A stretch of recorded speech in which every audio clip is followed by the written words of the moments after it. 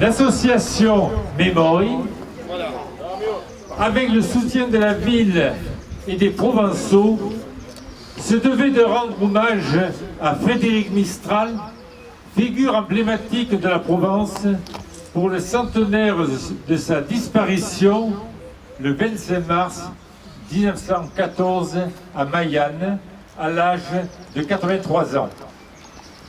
Je retiendrai deux dates importantes de sa vie. Le 21 mai 1854, où, à Châteauneuf-de-Gadagne, il fut un des membres fondateurs du Félibrige, dont le but était de restaurer la langue provençale et d'en codifier l'orthographe. 1904, où il reçut le prix Nobel de littérature pour l'ensemble de ses œuvres. Claude Vallée, vice-président de Memory et spécialiste de la langue provençale, va vous évoquer la vie de Frédéric Mistral. Je me limiterai, quant à moi, à citer son œuvre majeure, Mireille, puisque quelques vers figurent sur la plaque que nous allons dévoiler. Je passe la parole à Claude Vallée. Merci. Je suis quand même très content de voir que vous êtes si nombreux pour commémorer le jour même du centenaire de la disparition de Frédéric Mistral, le plus prestigieux et le plus connu de nos poètes provençaux.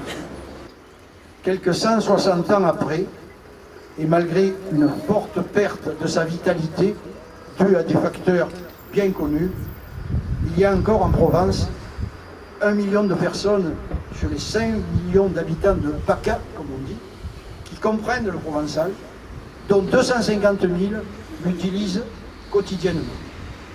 Par la richesse et la précision du vocabulaire, il redonne vie à des vocables et à des tours qui auraient pu se perdre et persuade les bourgeois dédaigneux de la haute valeur culturelle de cette langue.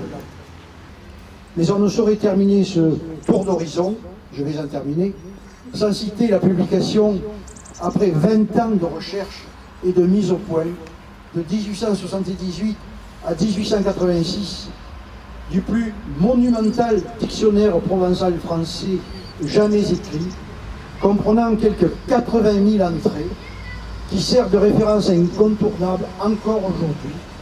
Mistral meurt le 25 mars 1914, le deuil est national, les drapeaux sont en berne, le glas résonne dans toutes les campagnes, une foule immense de hautes personnalités se rendent à ses funérailles à Maillan. L'arbre de la Provence vient de tomber.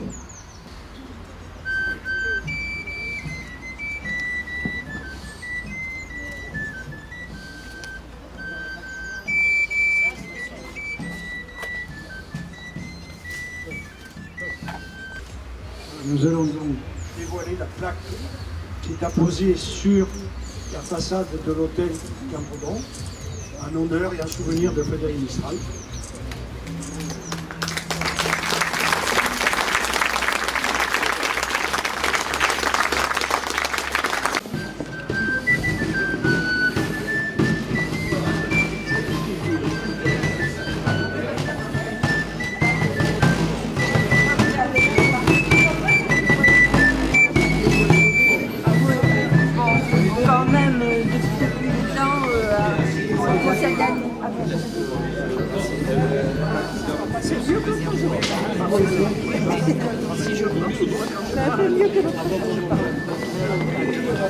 Vous savez lire, c'est des belles bandes dessinées, hein, comme les vitraux du Moyen-Âge dans les églises.